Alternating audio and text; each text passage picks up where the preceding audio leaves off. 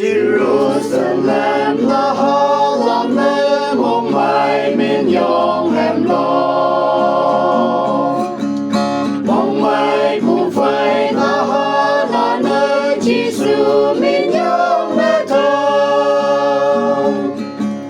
họ vương họ yong lắm yong ngày làm mẹ nhóm nè tâm yong kia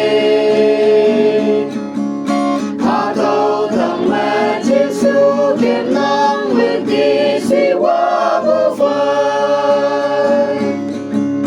Hosanna sẽ ứng hoàn vô phai na ha là nơi mình nhau Giêsu cả tu thông mê xuân trong hiểm an đời mới hay mà ngày yang ngày ca ta la ngày yoi ni la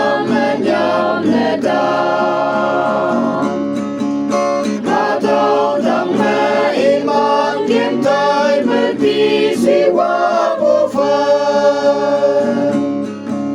đời sai từ mà ta lưu a sẽ quên ngày thăm nhang kia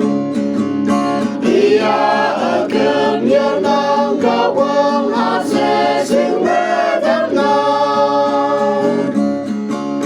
Hosanna sẽ ứng hoàn vô phai na ha là nơi mình nhau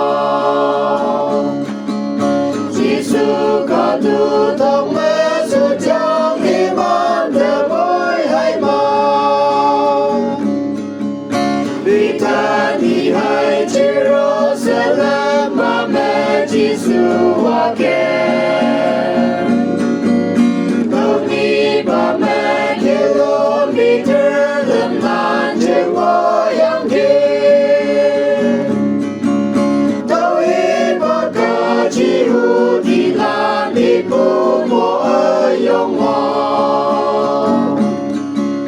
chào sĩ bù ba có thứ tăng mê à chào qua bê yong kia Hosanna sẽ ứng hoàn bù phai na ha là nơi mình nhau Giêsu có thứ